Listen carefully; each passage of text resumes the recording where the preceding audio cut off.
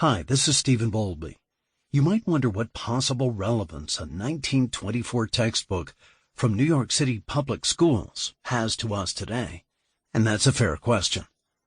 On July 4th, 2022, my wife and I were discussing the condition of democracy in the United States. Many opposing groups are making claims about what is and is not constitutional in attempts to bolster their political and theological positions and wrestle for governing power in the states and country. My father was educated in Irvington, New Jersey, and among the many books he left me was this one with his name carefully signed on the front page, Lynn C. Bowlby. We needed to refresh our memories as to exactly what did the Constitution say about, well, everything. And I remembered this short, slim volume, The Constitution of Our Country, by Rexford and Carson, was on my shelf, so down it came.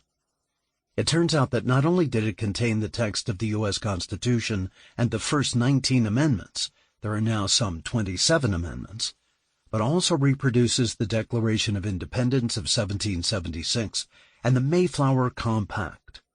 Signed aboard the colonial ship Mayflower, anchored off the Massachusetts coast in 1620, it's notable that the Mayflower Compact has the only specific reference in any founding documents to Christianity.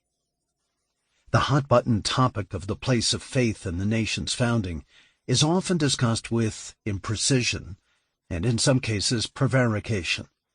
People have taken to using the Constitution as a weapon to bludgeon opponents in civic discussions, so we thought we better have a look to see what it really said in order for us to form a more perfect platform from which to examine the current state of affairs in the country. Much debate occurs around the individual faiths, or lack thereof, of the various authors of these documents. That is a topic that we will not entertain here. It is evident that the founders kept their personal creeds out of the documents on purpose. Such details of their lives are simply not part of the words that govern our country to this day. They created a new government with wisdom and foresight to accommodate centuries of progress and differences of opinion. Many other documents have been written and published with discussions and details about law, philosophy, and faith, but those are simply not what our government is based on. Our government is based on the United States Constitution. Period. The more we studied this brief book, we were struck by how well it fit our contemporary ears.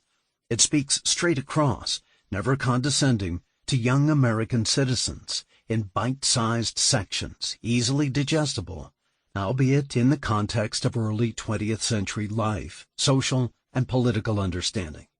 As such, I think it is remarkably even-handed and free of the rancorous political partisanship that we deal with today. It's simple, clear, and basic.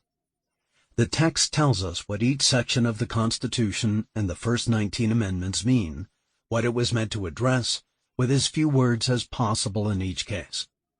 The original organization of the book presented the teaching text first, in numbered paragraphs, with the actual documents following later in the book. I've chosen to shuffle the deck, as it were, and pull the actual articles, sections, and clauses of the Constitution forward in concert with the author's text, placing them in juxtaposition with each other for clarity of understanding. In a few minor cases, I have revised the author's text, never the governing document's texts, into contemporary language usage to avoid arcane phrases.